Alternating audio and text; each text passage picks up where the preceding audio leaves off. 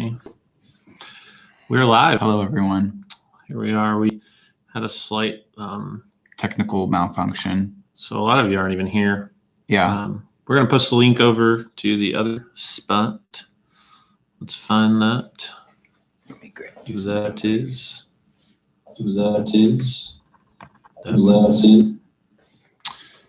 All right. We have a bunch of questions. Pretty exciting stuff. Let me send this link over to Nick. I've got it already. Sweet. That was fast. I have a new laptop, newish, and we didn't have Chrome on it, so that kind of bit us. All right, we have a lot of people up in here, so it apparently worked. Sweet. Okay. I had to change a camera setting. Enough about how we're starting live. It's pretty obvious. So good to be here. We haven't done a Q&A. I don't know when. The last Q&A, I don't know. It's been a long time. We've been doing these lives on Wednesdays every once in a while.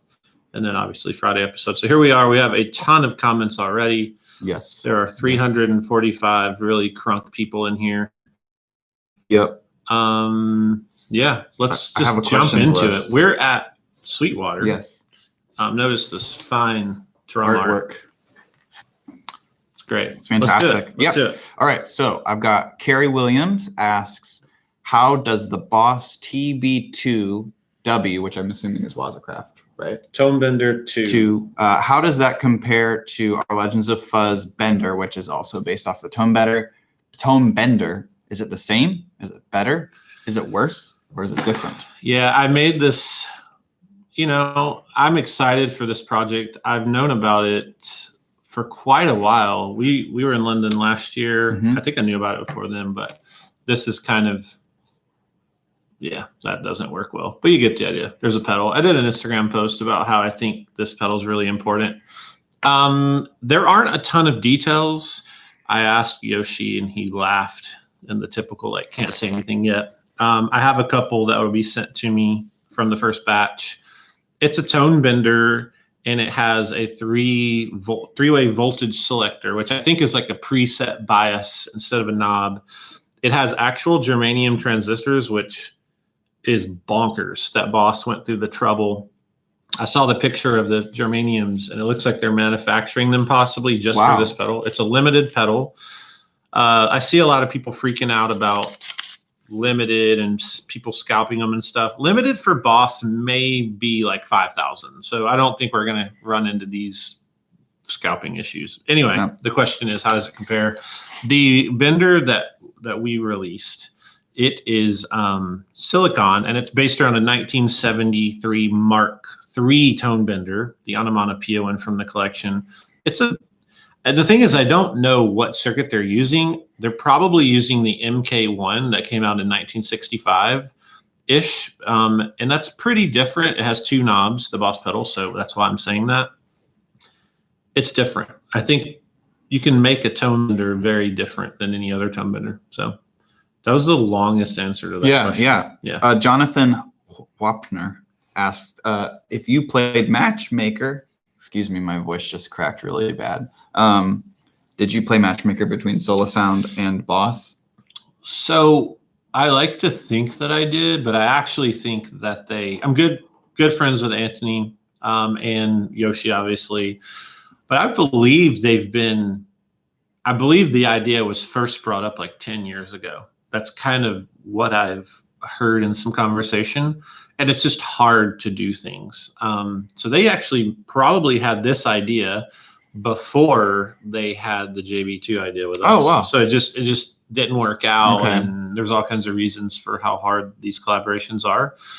So yeah, I like to think I'm a matchmaker, but probably not. Nice. Okay. Here's a couple questions that were sent in via Instagram. Do you think you can help humanity and increase the global supply of double barrels, especially in the UK, in particular Andertons? Is there a shortage, Joshua? Is there like a double barrel shortage? I'm unaware of a shortage. There's a shortage of everything because we've built twice as many pedals as last year. Like our company has doubled literally in employees and capacity and sales, but we're still like, people are buying so many pedals. So maybe there is. We've built twice as many as normal, and there's a shortage apparently. Yeah.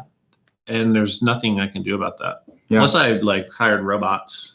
Yeah. Replaced all you guys with robots. Yeah. Yeah.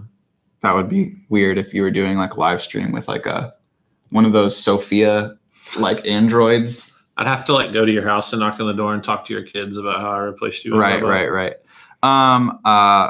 Someone asks, who can build the Morning Glory faster? If we had Belle, my sister who manages the assembly line, she would be able to tell you which JHS employee. Oh, unless they're asking which one of us can build a Morning Glory faster. In that case, I think I could. I think Nick could. But, Yeah. I mean, I think We it's would pretty both straightforward. be in trouble because the building methods evolved. Yeah. Oh, that's true. They are pretty different now. Yeah. I think the last time It'd be like two turtles going at it. Right. You know? Yeah. What's your favorite current Boss pedal apart from the Angry Driver? That's hard. It's either the CE2 Waza or the VB2 Waza. Okay. I love them both. Okay. This is for the both of us.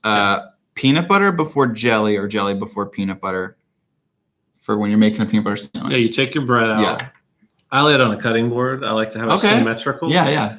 I get a butter knife for the peanut butter and a spoon for the jelly. I lay the spoon down. Okay. And I do peanut butter even, and then I scoop out 3 scoops of jelly with the spoon, and I use the back side of the spoon To and spread it. Yeah. put it together. I'm done. Yeah. I think peanut butter before jelly is just like, if you're putting jelly on first, like, what are you, a psychopath? I think if you're watching this today and you put jelly on first, You need to be on like an FBI watch list. Yeah. Okay. Always been curious. This is from @DadGene. Sorry, I haven't been saying who people are. I'll do better. I'm sorry. @DadGene says, always been curious about copyright and pedal circuits. How can larger pedal builders get away with selling exact, in quotes, copies of famous circuits like the Bonsai or the Muffaletta? It's not even a similar or enhanced circuit, but the same circuit. I guess there's no copyright on a circuit. Could it be considered unethical to copy a circuit from another current pedal builder who has spent a lot of money on R&D? I'm not saying there's a right or wrong answer, just curious as I'm starting to build clones of my own now. Yeah. I think I saw a similar comment somewhere else about this. This would be a good episode. Yeah, it would. There is a correct answer in a few cases, but in a lot and most cases, there is not a correct answer.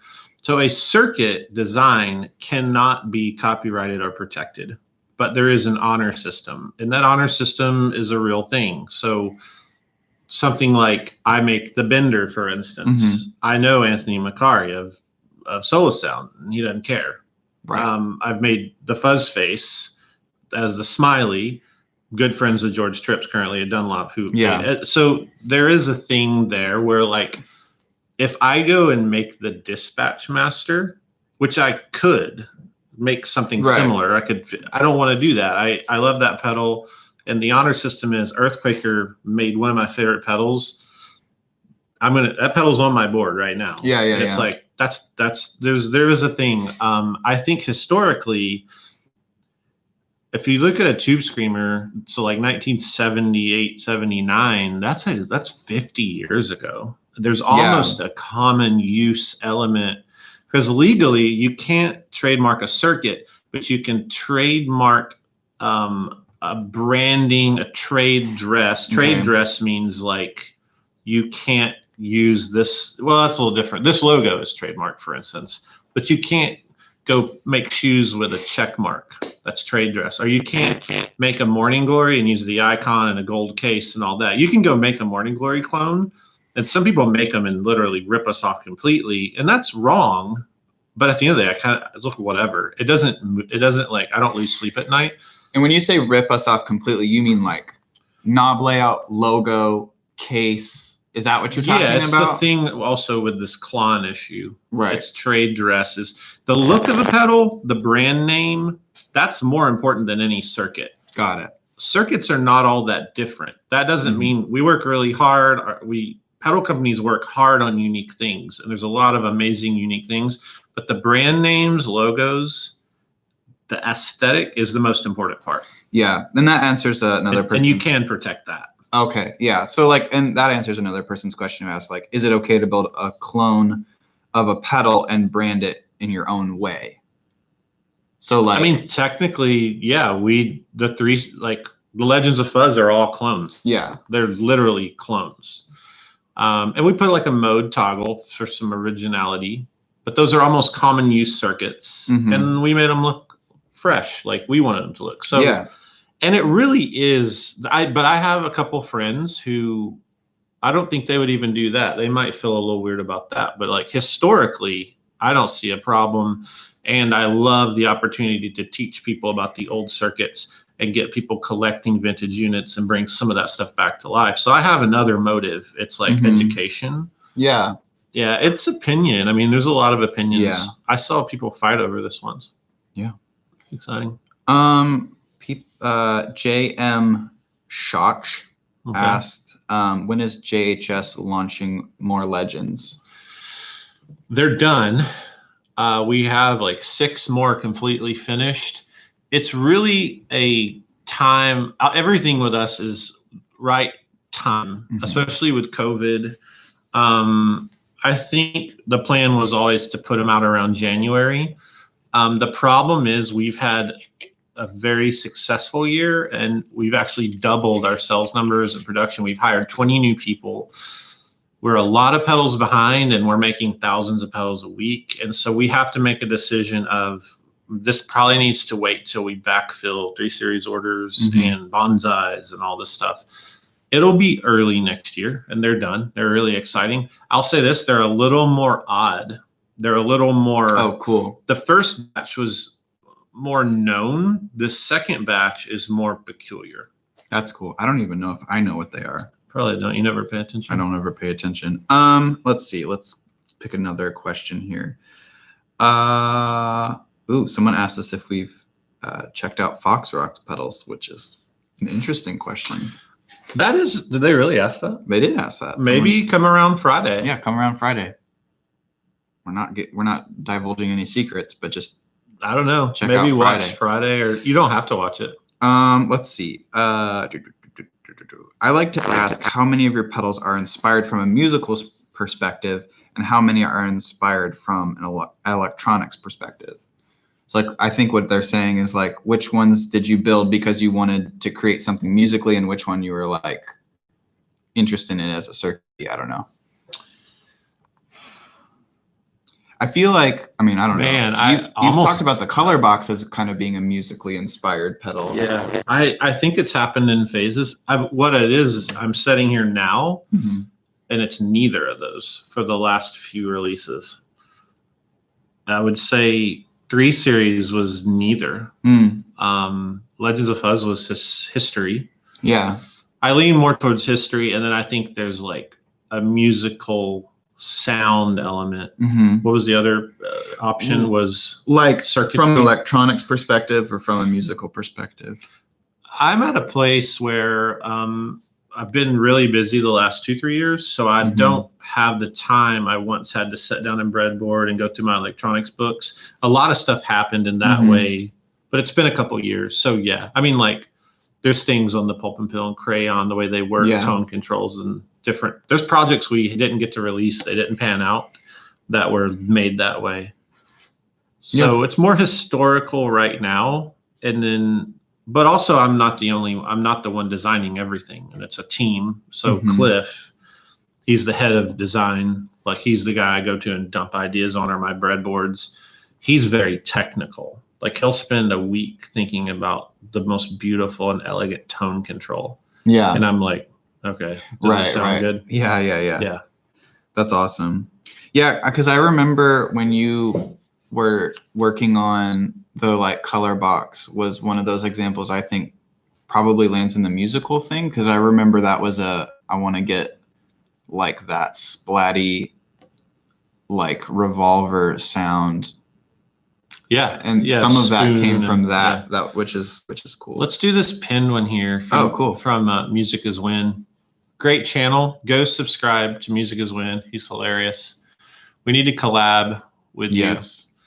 you. What is your favorite JHS pedal color design? Mine is the Lucky Cat or the Paul Gilbert. Mm. So what do you think? What's your favorite? I mean, those actually might be my favorite. I think the I almost call it the Penguin. The Emperor is pretty awesome too. It's such a great color. Yeah, I really loved the Legends thing because it was such a curveball. Yeah. The Paul Gilbert is really fun. I love how the Space Commander looks. And I really still just think the Morning Glory is so boring and nice. Yeah. Yeah. It's very simple. Do you want to take some more questions from the chat here?